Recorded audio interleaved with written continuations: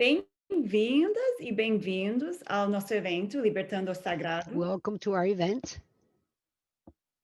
Esse evento faz parte dos Seminários Brasil, patrocinado pelo Lemon This is Center for Brazilian Studies. sponsored by the Institute for Latin American Studies. I'm sorry, Anna, are you hearing me in English as well? Yes. And you're not supposed to. I think you're supposed to go to another room.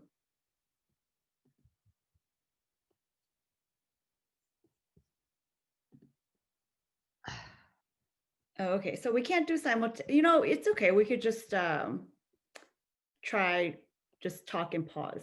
How about that? Okay. No entendi. Well, you're supposed to be in another room, and then people who want English go to the English room. Right. There, Mr. So I'm saying that he's listening to the Portuguese and English version at the same time. So I must be in the wrong channel. Yeah, just go to the other channel. Which is what? The Portuguese channel? This one now? Go to the English channel. That's where I was. Oh, okay. So perfect. And then we'll stay in the Portuguese channel. Okay. Okay. Okay.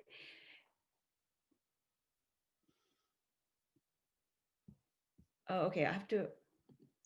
Peraí.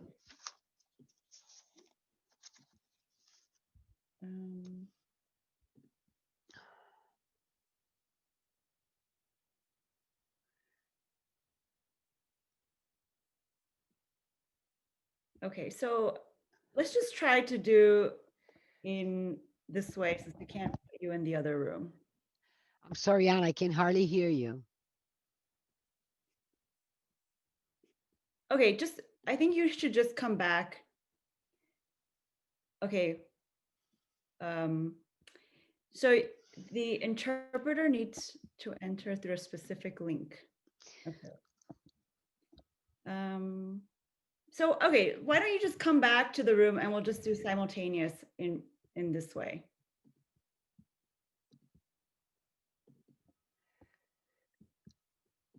I went through the link I received just 10 minutes ago, which they said go through this link. So that's the link I used. I'm sorry. Should I leave the meeting and try to resolve this and come back? I think here. I'm going to try again. I'm sorry to the people. We're just trying to make the language justice work for everyone. Okay, so Tamara, okay, I sent you a link. Can you try that? All right, let me try this link again. You sent it to which email? To Gmail? Yeah, let me see. In your... Okay. All right, I'm going to try this one now.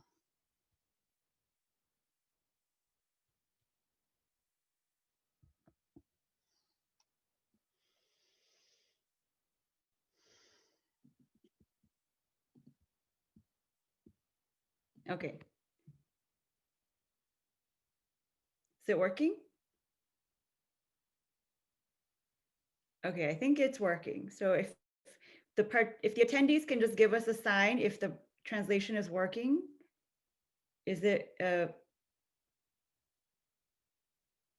simultaneous translation working?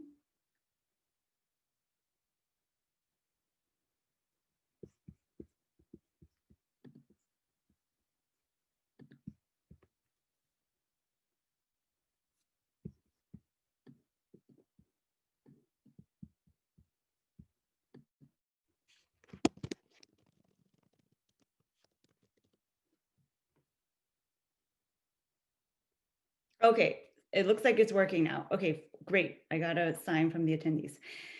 Bom, obrigada pela paciência e agora vamos começar com o nosso evento. Bom dia ou boa tarde, dependendo de onde estão. Good morning or good evening. And so that little bit of a hiccup was just so that everybody could have your language preference. So se quiser escutar nossa fala em português, fica aqui nessa sala. Mas if you want to change to English, just go down to the interpretation icon at the bottom of your screen, and you can change rooms there. Bem-vindos e bem-vindas ao nosso evento Libertando o Sagrado. Esse evento faz parte dos Seminários Brasil, patrocinado pelo Lehman Center for Brazilian Studies na Columbia University. Sou Ana Paulina Lee, professora no Departamento de Estudos Latino-Americanos e Ibéricos dessa universidade. Hoje tenho a grande honra de apresentar e moderar o debate entre duas pessoas centrais para os movimentos de direitos humanos e tolerância religiosa no Brasil. Mãe Nilce de Yansan é coordenadora de projetos do Terreiro Ilê, Omolu e Oxum, no Rio de Janeiro, e coordenadora da Rede Nacional de Religiões Afro-Brasileiras e Saúde. Conselheira do Conselho Estadual dos Direitos da Mulher e autora de 3 livros voltados para a divulgação e preservação da gastronomia afro-brasileira. Omi Odara, Ewa Jeun e Ewe Lara. Sérgio Suyama é procurador da República desde 2002, foi defensor público, criminal e professor de Direito Constitucional e de Direito Processual Penal. Tem graduação em Direito pela Universidade de São Paulo e mestrado em Direito pela Universidade de Colômbia, onde foi Human Rights Fellow. Atualmente está lotado no ofício do Meio Ambiente e Patrimônio Cultural da Procuradoria da República no estado do Rio de Janeiro. Por seu trabalho na investigação e julgamento de autores de crimes contra a humanidade cometidos durante a última ditadura brasileira, recebeu o prêmio por realização especial na Associação Internacional de Promotores e a medalha Chico Mendes, do grupo Tortura Nunca Mais. Gostaria de mencionar que, se quiserem fazer perguntas para os palestrantes, podem colocar as perguntas no question and answer e embaixo da tela e tentaremos responder o maior número de perguntas possíveis depois do debate. Agora vamos iniciar o debate. Vou passar a palavra para a Mãe Nilce, que vai nos falar da história dos objetos sagrados, apreendidos sob a perspectiva da ancestralidade e dos direitos humanos. Boa tarde, bom dia, boa noite. Muito obrigada pelo convite. É sempre importante estar ocupando um espaço como esse para estar falando, como fala uma meninazinha, das nossas coisas, né? Eu sou sobrinha biológica de mãe meninazinha de Oxum. Ela é uma das lideranças que vem lutando há mais de 30 anos por esse sagrado. Assim como ela ouviu da bisavó, da avó dela, eu ouvi dela, da minha mãe, da minha avó, da minha bisavó, a mesma história sobre o nosso sagrado. Então, essa luta dela, realmente, de algumas outras lideranças religiosas aqui do Rio de Janeiro, vem há mais de 30 anos. Né? A luta vem há mais de 30 anos. Como diz uma meninazinha, a luta foi de alguns e a vitória foi de todos e de todas. A vitória foi do povo de Axé. Aí está uma foto minha com a minha bisavó, que era avó de mãe meninazinha, Iadavina. Inclusive, hoje, lá do terreiro Ilê-Omolu tem um memorial com o nome dela. Então, a luta realmente foi árdua, mas o resultado foi positivo, né? Que nós acompanhei bem meninazinha nessa luta toda, em todos os encontros no Ministério Público, em vários encontros que aconteceu dentro do terreiro, e agora, dia 21 de setembro, veio o resultado, que foi a liberação do nosso sagrado, do nosso material. Então, valeu a pena a luta, valeu a pena a resistência. Nós somos povo resistente, né? Nós somos um povo resistente. Eu lembro que eu estive na África, eu estive na ilha de Goré, em Dakar, no Senegal. Eu, ouvindo as histórias e vendo aquilo tudo que eu assisti, eu só pensava na minha ancestralidade, né? Todos os reis, rainhas que trouxeram a nossa religiosidade aqui para o Brasil e como que lutaram, né? E deixaram esse legado de luta mas também de resistência para nós, povos de terreiro, povos de matriz africana. Então, a vitória realmente é nossa.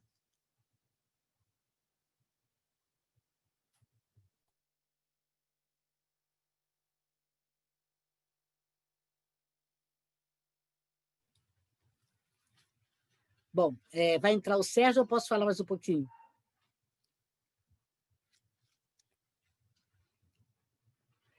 Essa foto, deixa essa foto aí, por favor, Ana Paula. Essa foto aí é que a gente chama de resistência, né? Essa aí é a foto da vereadora Marielle, aqui do Rio de Janeiro, que lutou conosco junto à campanha Liberte Nosso Sagrado, lutou pelos direitos humanos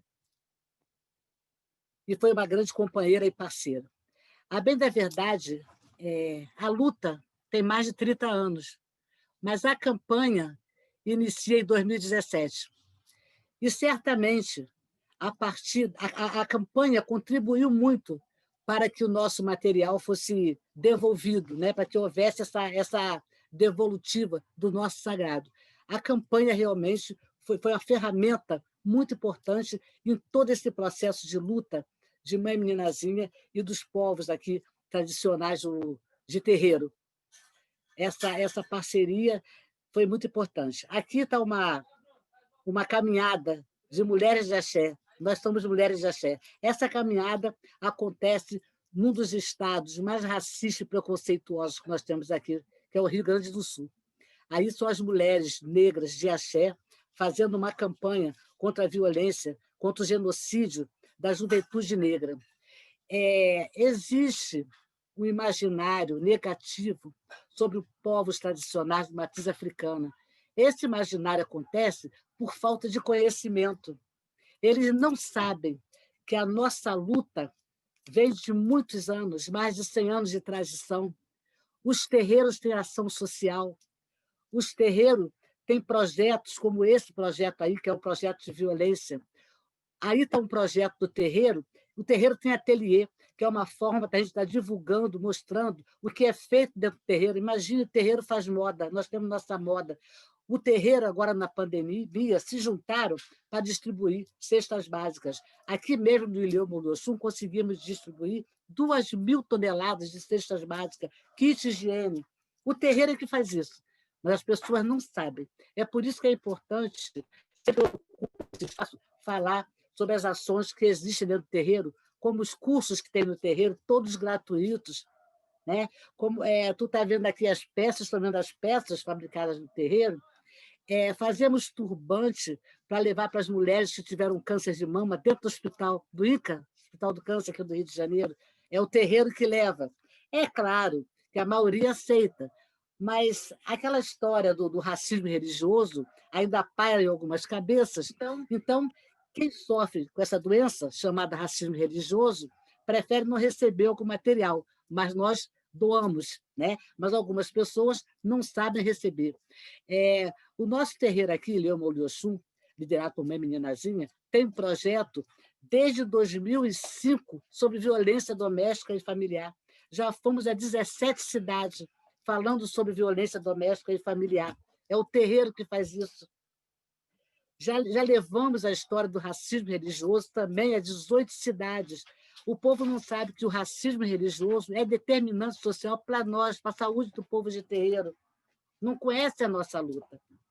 Então, é importante que a gente mostre o que o terreiro faz.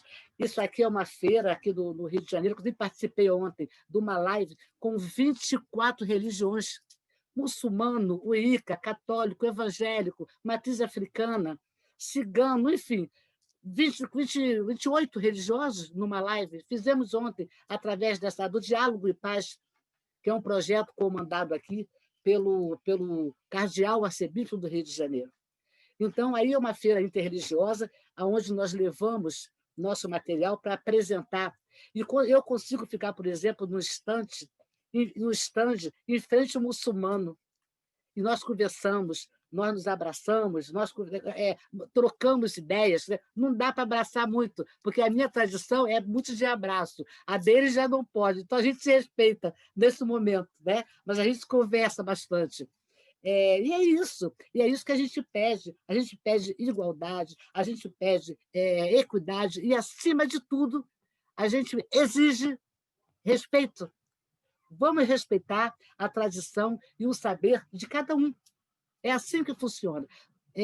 Eu sempre digo que a minha tradição religiosa não tem Bíblia. Nós não temos Bíblia. Então, todo o nosso saber, tudo que vem até nós, vem através da oralidade, vem através da nossa ancestralidade.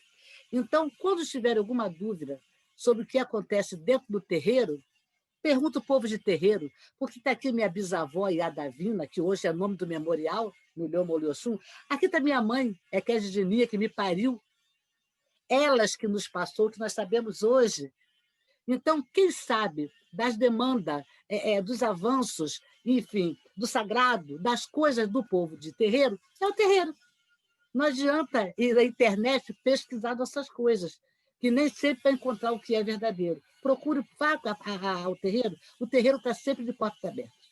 Nós, por exemplo, fazemos cursos, palestras, já fizemos 4 fóruns no terreiro, não importa qual é a religião que você é, porque a minha tradição religiosa, ela acolhe, independente da sua orientação sexual, da cor da sua pele, da sua condição social, o terreiro abre as portas e acolhe. Até porque o terreiro é um espaço de promoção de saúde, nós temos nossas práticas, nossos saberes.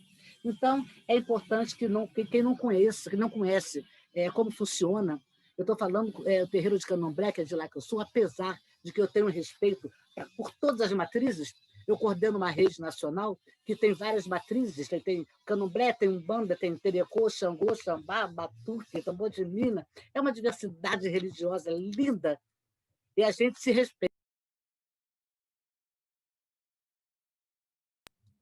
É importante que a pessoa vá até o terreiro.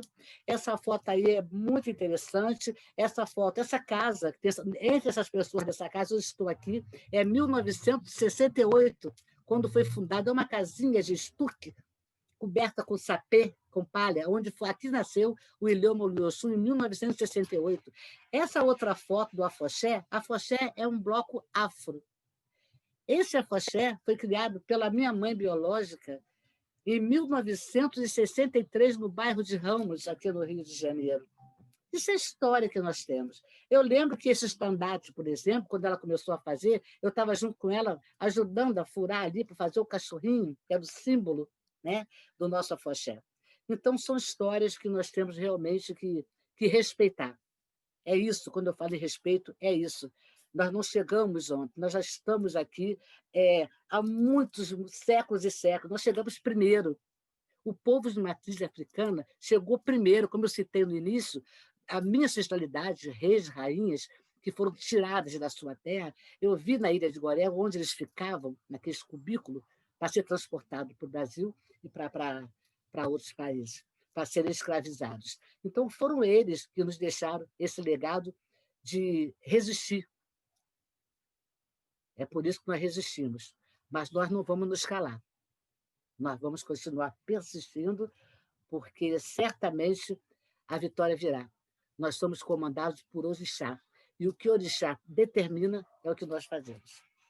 Axé. Vamos continuar conversando.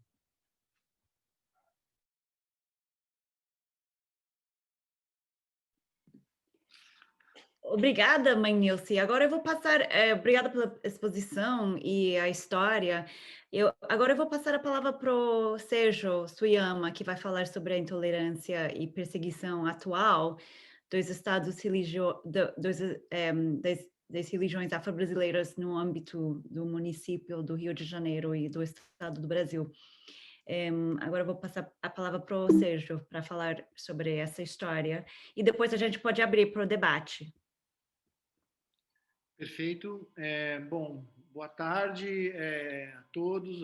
Né? É um grande prazer estar de volta à Colômbia, mesmo que à distância. Eu fiz o meu mestrado na Faculdade de Direito, na Columbia Law School, em 2010, e então desde então eu tenho mantido um contato mais ou menos próximo com a Colômbia e é realmente, mesmo que a distância, estando aqui no Brasil, no Rio de Janeiro, é um grande prazer poder né, aceitar esse convite, né, da Colômbia e particularmente da Ana Paulina para participar desse evento. Meu nome é Sérgio Suyama, eu sou procurador da República, Federal Prosecutor, aqui no Rio de Janeiro, e eu dividi a minha fala aqui com vocês hoje em três partes. Em primeiro lugar, eu queria só fazer uma pequena contextualização, né, do trabalho da instituição da qual eu faço parte, que é o Ministério Público Federal no Brasil, né, a Federal Prosecution Service no Brasil. E, em segundo, eu queria fazer um histórico do caso, né, especificamente do caso das peças, né, do nosso sagrado, essas peças que estão em discussão hoje, né, nesse evento hoje promovido pela Colômbia, e depois fazer uma reflexão, como eu trabalho, né, como sou um militante, faço advocacy em direitos humanos há mais de 20 anos, eu queria fazer uma reflexão da relação entre estas peças e essa recuperação dessas peças e a promoção dos direitos civis e culturais da população afro-brasileira aqui no Brasil e particularmente no Rio de Janeiro. Bom, então, em primeiro lugar, só queria dizer que o Ministério Público aqui no Brasil, diferentemente do que acontece nos Estados Unidos, o Ministério Público brasileiro ele atua não apenas em causas criminais, não apenas fazendo a acusação, né, a parte de acusação de crimes, né, de pessoas acusadas de crimes, mas também o Ministério Público no Brasil atua na defesa de direitos coletivos da população. Direitos civis, direitos políticos, direitos econômicos, direitos sociais e direitos culturais. Não numa perspectiva individual, na perspectiva da defesa do direito, né, de uma pessoa específica, mas sim na perspectiva da defesa dos direitos coletivos da população, né, da população coletivamente considerada. Então, para esse fim, o Ministério Público pode entrar com ações coletivas, né, collective lawsuits, pode estabelecer acordos coletivos, pode expedir recomendações, notificações, buscando, então, fazer com que esses direitos sejam cumpridos e sejam reconhecidos tanto em âmbito público, pelos agentes públicos, como também por agentes privados. O Brasil, assim como os Estados Unidos, ele é uma república federativa, então nós temos ministérios públicos estaduais, né, então State Prosecutors, e nós temos então o Ministério Público Federal, formado então por procuradores federais. Além disso, há uma divisão temática, então eu atualmente atuo nesta área de patrimônio cultural e também na área de promoção a direitos humanos no âmbito do Ministério Público Federal brasileiro, aqui no Rio de Janeiro. Bom, então, foi justamente nessa condição que eu acompanhei esse caso da recuperação das peças do chamado Nosso Sagrado. Que peças são essas? Essas peças, elas são... a atuação do Ministério Público Federal começou em 2017, com uma representação que foi feita por uma organização não governamental do movimento negro, chamada Educafro, que pedia, então, providências do Ministério Público em relação a essas peças, que estavam depositadas de uma maneira indevida, de uma maneira não adequada, na Polícia Civil, no Museu da Polícia Civil. Não estavam em exibição, eles estavam na chamada reserva técnica, que é, então, aquela parte dos museus, né, que ficam, então, separadas e não abertas à exposição. Neste slide, vocês podem ver a situação que as peças se encontravam. Então, elas se encontravam nessas caixas de papelão, são 519 peças apreendidas pela polícia entre 1889 e 1945. Essas peças foram apreendidas pela polícia porque, naquela época, havia o crime de baixo espiritismo, o crime de curandeirismo, que dizia, então, que era crime, né, no Código Penal do Império, era crime a prática do espiritismo, da magia e de seus sortilégios.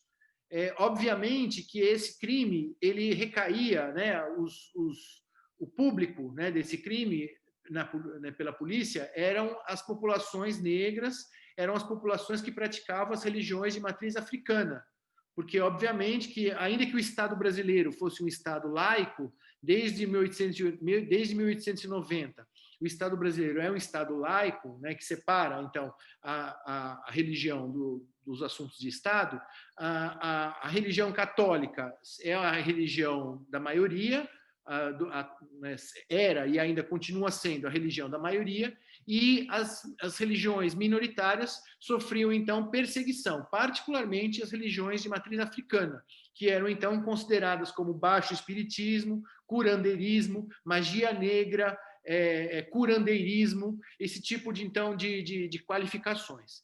Então, essas peças que estão sendo exibidas, elas estavam, como eu disse, né, sendo depositadas indevidamente no Museu da Polícia Civil do Rio de Janeiro. Elas estavam protegidas como patrimônio desde 1939, mas elas não estavam em exibição e elas não estavam acondicionadas numa situação adequada. Além disso, elas estavam realmente no Museu da Polícia, né, porque elas eram criminal evidences, em relação a esses casos que foram mencionados, de curandeirismo, baixo espiritismo. Então, elas retratavam, né, a forma como o Estado brasileiro via as religiões de matriz africana como uma prática criminosa, né? E os seus religiosos, então, como criminosos, e os objetos sagrados como objetos de crime, como evidências, né, de crimes que eram praticados. Então, o Ministério Público instaurou, né, uma investigação específica para apurar essa situação, né, de não adequado tratamento dessas peças. Em 2017, a mãe Nilce né, acompanhou esse processo. Em 2017 foi, então, instaurada essa investigação. Em 2018, em 2019, foi feito um diagnóstico dessa situação, e então foi então constatado que das 521 peças analisadas, 148 estavam em estado ruim de conservação e 373 estavam em estado regular.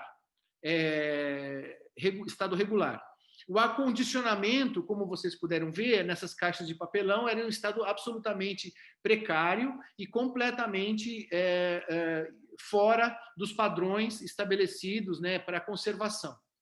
Então, no ano de 2019, foi feito o trabalho de definição de uma instituição que pudesse receber esses objetos sagrados, uma instituição que não pertencesse à polícia, né, porque esses objetos não são objetos criminosos, eles são objetos sagrados, eles são objetos sagrados para os religiosos, né, de matriz africana.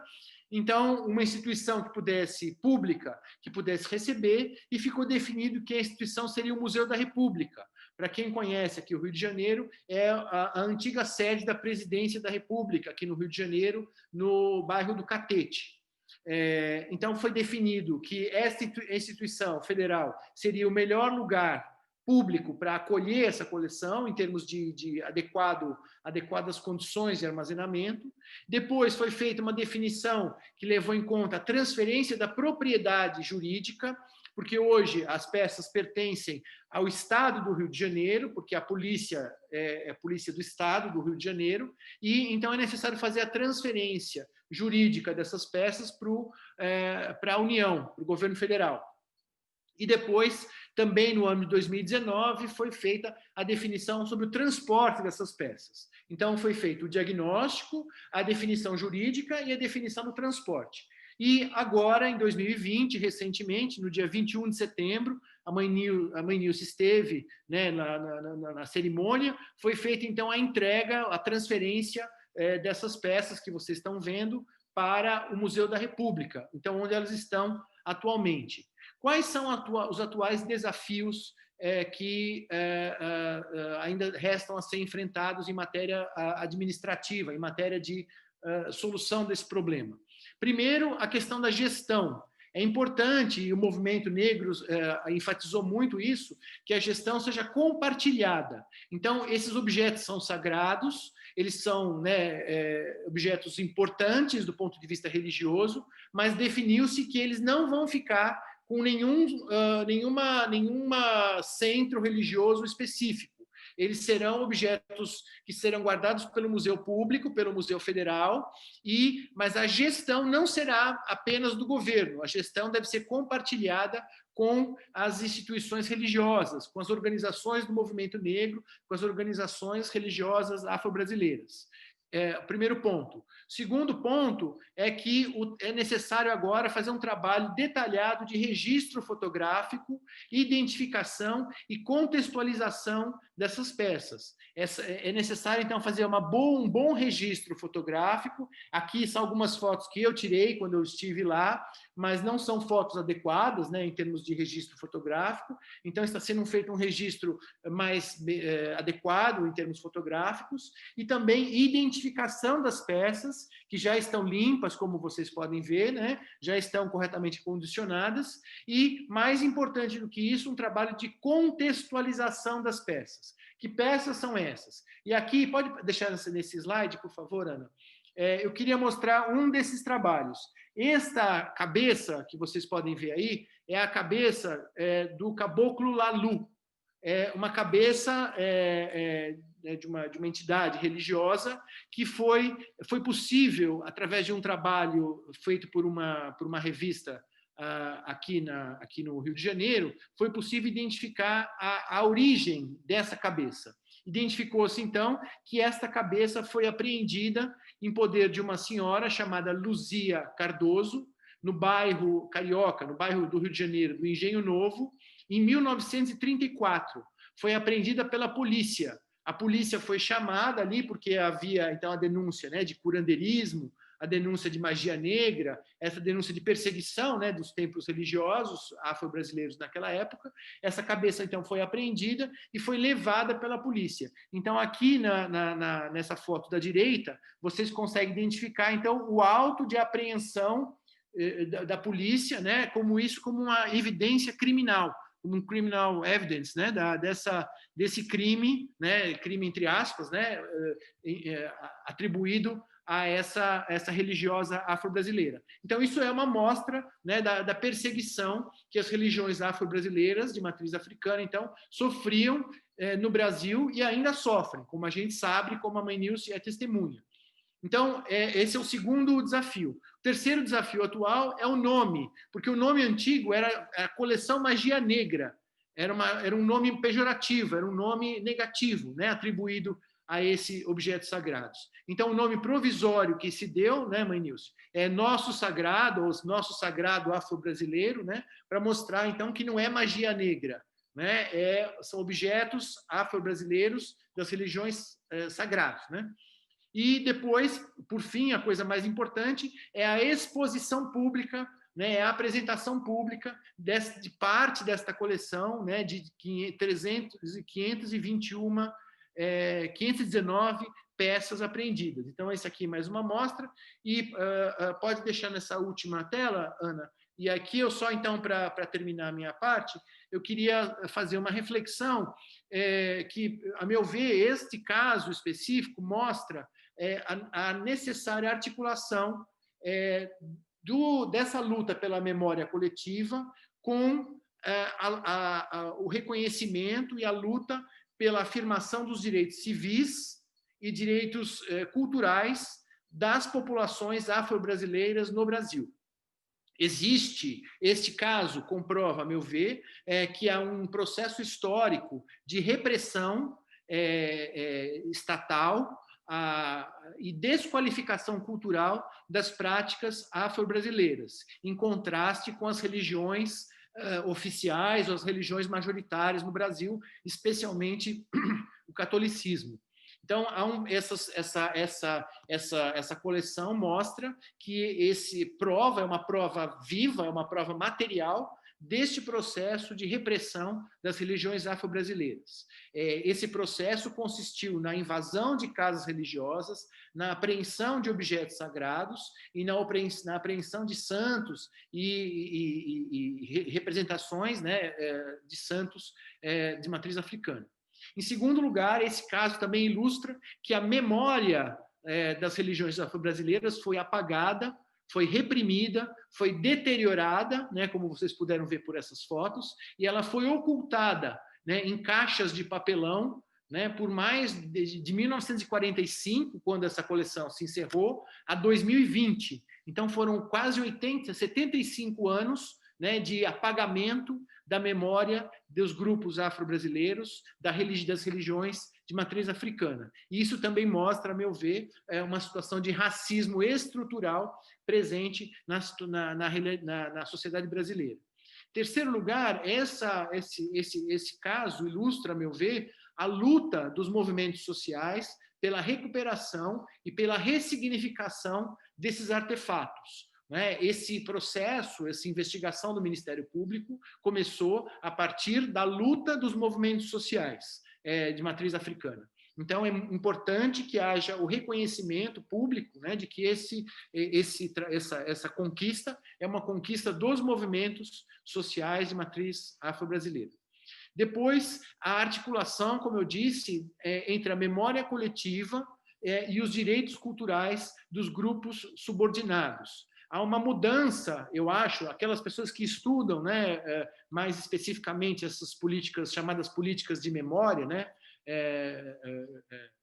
Politics of Remembrance, eu acho que é em inglês, né, essas políticas de memória, elas sabem que há uma mudança, né, do paradigma da memória nacional, né, então dos monumentos nacionais, daqueles grandes, né, dos monumentos nacionais que muitas vezes eram monumentos, né, da elite ou do grupo dominante, né, para uma mudança de um paradigma para agora os estudos sobre as memórias dos grupos subordinados, dos grupos oprimidos, né? E então uma valorização dessa memória viva desses grupos subordinados e dos grupos oprimidos, e no caso do Brasil, particularmente, né, dos grupos, né, da população afro-brasileira. Então, esse caso ilustra, então, a importância desta luta, dessa articulação da luta pela memória com a luta pelos direitos culturais dessa população afro-brasileira, a meu ver, e pela própria afirmação da luta da igualdade, né, material entre brancos e negros no Brasil, né, através do reconhecimento do igual valor e da igual contribuição desses grupos para a cultura brasileira. Então, a apresentação desse processo, né, de recuperação do sagrado, né, de devolução do sagrado para a população afro-brasileira, através desse ato, né, de transferência para o Museu da República, atualmente, a meu ver, constitui, a meu ver, um bom exemplo, né, um exemplo importante, né, de afirmação do direito ao reconhecimento, né, para usar aquela expressão da Nancy Fraser, né, como a luta pelo reconhecimento dos direitos da população afro-brasileira, reconhecimento cultural, do valor cultural, como parte dessa luta mais ampla pelos direitos civis e pelos direitos culturais dessa população. Então, eu encerro então, com essas pequenas e muito singelas observações, agradecendo mais uma vez aqui um lindo Abebé de Oxum, que está então esperando, né, a ser exibido e apresentado como ele realmente merece. Então, vocês estão vendo em primeira mão muitos desses objetos que ainda não foram expostos, não foram apresentados.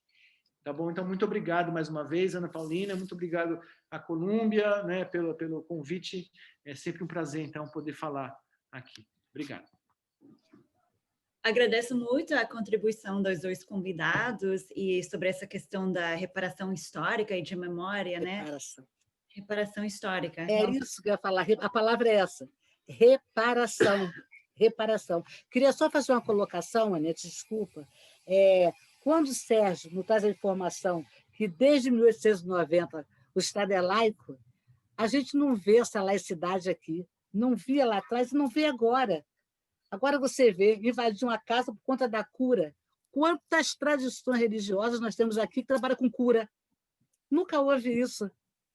O que é isso? Por que nós? Racismo religioso. Não é isso, Sérgio? É um Exatamente. racismo religioso. E o que você falou continua.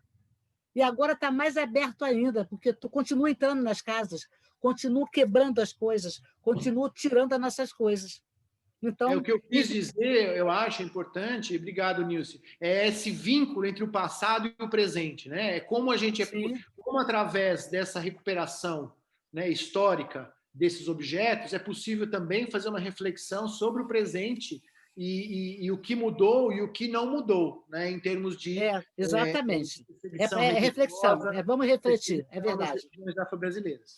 E o que é que podemos fazer quando a criminalidade, esse crime, é do Estado? É o Estado que está fazendo essa violência, né? Como é que a gente pode levantar esse Estado à justiça? Nós precisamos de uma ferramenta que venha do Estado. Precisamos de política pública para o povo de terreiro, que nós não temos. Nós não temos, entendeu? Não tem uma ferramenta que coíbe esse tipo de coisa. Eu trabalho com a Lei Maria da Penha. Antes disso, era uma luta para você prender um homem que bateu na mulher. Agora veio a Lei Maria da Penha. É uma política pública. Nós, povos de terreiro, não temos. Por que nós não temos? Porque coisas de povos de tradição de matriz africana, coisas de negros, não interessa para o poder público. Não tem interesse nenhum. Não tem validade, mas tinha que ter. Mas tinha que ter. Nós somos aqui no meu país 51% ou mais de população negra. Entendeu? Então, realmente, a gente precisa de política pública, a gente precisa de ser respeitado. Nós precisamos de respeito. Então, é por isso que nós não podemos parar de falar. Que bom que o Sérgio, aí, um procurador, está trabalhando com o tema, está sabendo que a luta é nossa, nós precisamos dessa vitória. Então, não tem jeito. Vamos continuar a luta e vamos resistindo. Agora, eu tenho aqui algumas perguntas enviadas anteriormente por alunos e grupos de pesquisa, e depois eu vou abrir para as perguntas do público também. Essa primeira pergunta é do grupo de pesquisa do Museu Nacional de Belas Artes, no Rio de Janeiro. O nome do grupo é Artistas Negros e Representações do Negro no Acervo no Museu Nacional de Belas Artes. Essa primeira pergunta é da Cláudia Rocha, e ela pergunta se esses objetos ainda podem ser considerados sagrados, como será o acompanhamento destes por parte dos religiosos no Museu da República? Certamente é o nosso sagrado. Isso aí não vai mudar nunca. Quando colocam no Museu da Polícia esse material numa sala chamada Sala da Magia Negra, fizeram isso para quê? Para ofender, né? Mas só que, será que eles sabem que negro para a gente não é ofensa? Não é, negro não é ofensa. Mas quando fala magia negra, fala realmente em tom pejorativo, não é verdade? Então, quando a gente coloca no museu, nós temos o memorial aqui na casa de uma meninazinha.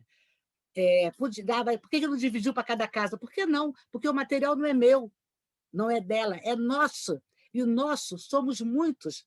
Então, estando no museu, já que o Museu da República, o seu diretor, prontamente, quando o pessoal do Sagrado foi procurar ele, na hora, entendeu? E ele não faz nada sem consultar os religiosos. Isso é lindo. E ele não é da religião. Ele não é. Olha o respeito. Então, esse material, esse sagrado, ele vai ser cuidado. O museu é o espaço de cuidado, né? Então, ele vai ser cuidado e tudo que for acontecendo de divulgação, de exposição, vai ser consultado as lideranças de tradição de matriz africana antes disso acontecer. Essa foi o diálogo que tivemos com o diretor do museu. E ele está sempre ligando para perguntar alguma coisa a um e a outro. Ele não faz nada sem consultar. E a museóloga Heloísa Ramos tem uma pergunta também relacionada a essa mudança, a mudança para o Museu da República, e ela pergunta se como esses objetos são objetos religiosos, por que não foram, então, para o Museu de Arte Sacra? Afinal, o Museu da República representa a República, que foi a instituição que mais perseguiu as religiões de matriz africana. Sim, ele foi para o Museu da República, porque, como eu acabei de falar, a campanha fizeram várias consultas, e foi justamente o Museu da República que abriu os votos imediatamente, e disse para a gente, eu vou agir conforme religiosos, entendeu? Se a gente for se reportar ao que aconteceu lá atrás, meu querido, a gente não vai sair do lugar, porque não foi só lá, não, foram muitos lugares que nos discriminaram, né? E a gente continua a vida. Só um acréscimo, porque era necessário buscar uma instituição que fosse uma instituição federal, né, uma instituição pública federal. Então, que tivesse condições adequadas para receber, limpar, armazenar, né, e eventualmente até exibir essas peças. Então, não são todos os museus aqui no Rio de Janeiro, federais. Nós temos, né, acho que, salvo engano, são 10 ou 12 museus federais. Lembre o problema do Museu Nacional, né, que queimou, né, que pegou fogo. Né? Então, não são todos os museus aqui no Rio de Janeiro que têm condições adequadas de receber. Então, como a mãe Nilce disse, né, o diretor do museu, Mário Chagas, se prontificou a receber e verificou-se que aquele museu, particularmente, era um museu importante e um museu que tinha condições de receber essas peças. É um dos principais museus federais aqui do Brasil, né, era o antigo Palácio Presidencial. Obrigada. Agora eu vou para algumas perguntas aqui no Q&A. Tem uma pergunta do professor Randy Madry. Olá. Na lei brasileira, um objeto consagrado pode ter direitos? Não entendi a pergunta. Se dentro da lei brasileira, se tá, isso aí, Sérgio. Sérgio, leia com o Sérgio.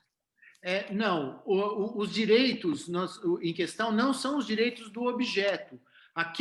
O que acontece é que estes objetos eles são considerados como bens culturais. Né? Assim como a Torre Eiffel ou a Brooklyn Bridge, né? são bens culturais, são referências culturais, né? de populações. Estes objetos também são considerados bens culturais. Eles pertencem, né? Eles foram tombados, né? Aqui no Brasil se chama tombamento, né? É um registro que é feito de um reconhecimento, né?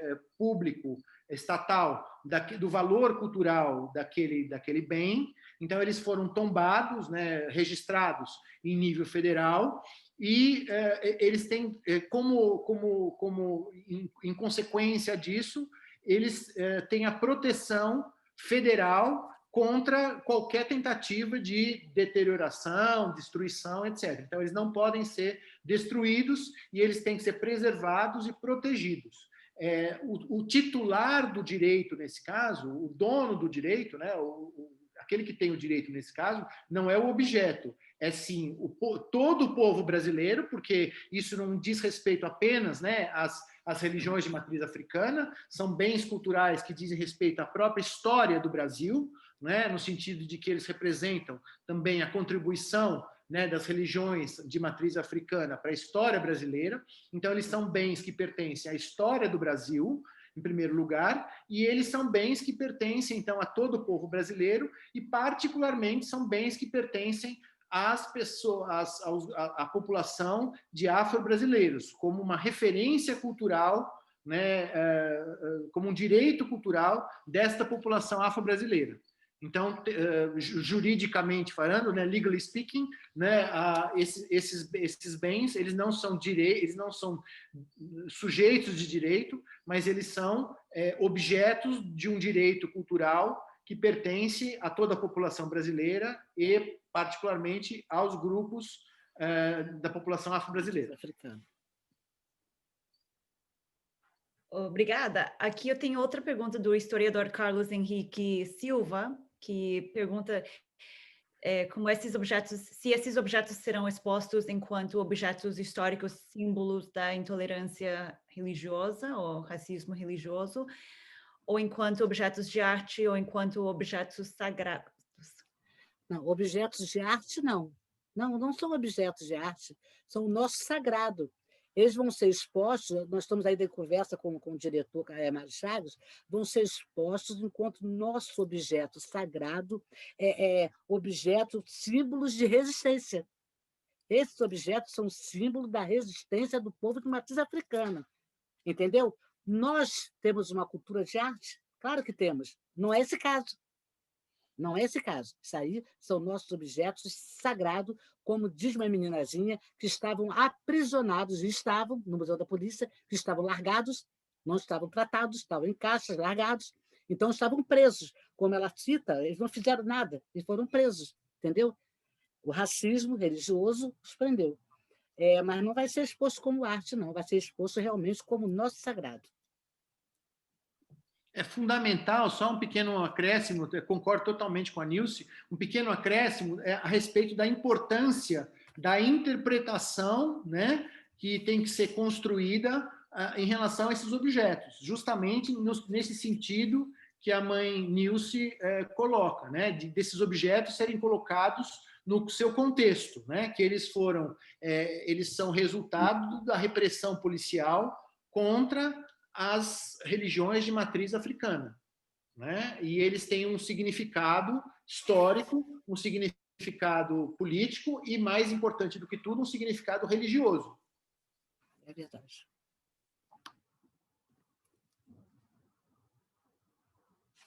Obrigada. Eu acho que tem...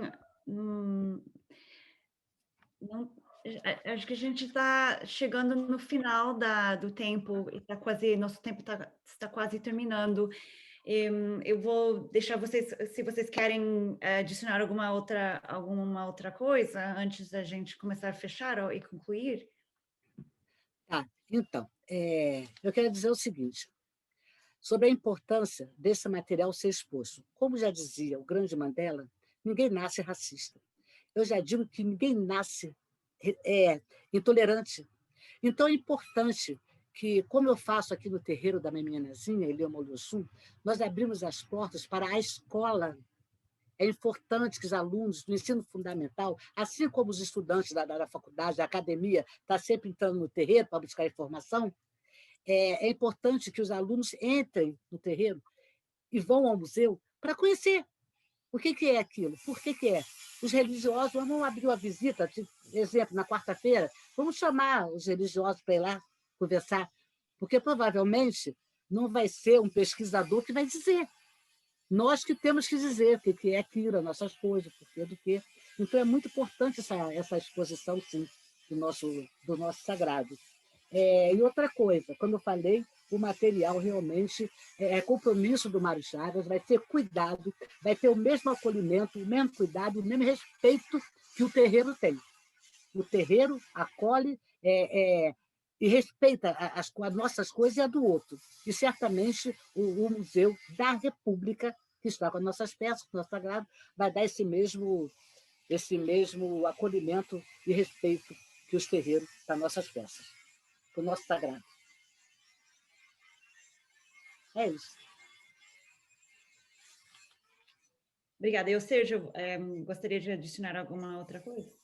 Queria agradecer, né, mais uma vez, e reiterar para mim que, para mim, a coisa mais importante, eu acho que desse debate, assim como o debate em torno de um outro sítio que nós temos aqui, fundamental, reconhecido como Patrimônio Mundial da Unesco, que é o Cais do Valongo, né, o Valongo Wharf, que é o lugar, né, onde desembarcaram quase 1 milhão de africanos escravizados. É a maior evidência física, né, da chegada de africanos escravizados nos continentes, nas duas Américas, né, no continente, em todos os continentes americanos. Então, que o processo, né, pelo reconhecimento do Valongo, assim como o processo pelo reconhecimento e recuperação dessas peças, ele está articulado, a meu ver, intimamente com esta luta mais ampla pela igualdade em matéria racial no Brasil. Né? Esta luta é uma luta presente, e esta luta presente, assim como nos Estados Unidos, né, a gente também acompanha, né, a luta, né, dos negros africanos, para os negros americanos, em relação à questão da igualdade racial. Aqui também no Brasil, a luta passa, né, dentre outros aspectos, pelo direito ao reconhecimento, né, dos direitos culturais dessa população, e particularmente pela recuperação da memória, né, da repressão e da memória da resistência desses grupos contra essas formas de opressão, né, que foram e são praticadas ao longo da nossa história, da história do Brasil. Então, para mim, é um compromisso que vai muito além, né, do valor, né, inestimável, obviamente, né, desse valor intrínseco dessas peças, mas também estas peças como um símbolo, como uma reflexão sobre os direitos culturais e o direito à igualdade racial no Brasil. Muito obrigada. Queria concluir agradecendo aos nossos convidados. Foi uma grande honra ter essa conversa, esse bate-papo com vocês. E agora eu quero informar a todas e todos que temos uma extensa programação ligada a temáticas afro-américas. Temos alguns eventos específicos referente ao mês da consciência negra no Brasil, que vai ser um ano da consciência negra no Brasil, aqui no Centro Lemon de Estudos Brasileiros. Esses eventos podem ser acessados na página do Instituto de Estudos Latino-Americanos da Colômbia. Boas reflexões a todas e todos, e obrigada. Obrigada, Ana. Obrigada, Sérgio. Obrigado. Espero encontrá-lo em outras oportunidades, viu, Sérgio? Estamos juntos aí. Um abraço. Obrigada, Ana. Tchau. Obrigada. Tchau, tchau.